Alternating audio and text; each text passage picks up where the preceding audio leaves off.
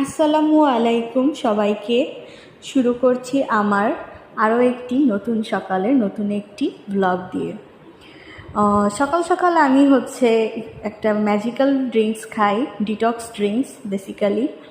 তো এই জিনিসটা কিছু ইনগ্রিডিয়েন্টস দিয়ে এটা পানিতে জাল করতে হয়।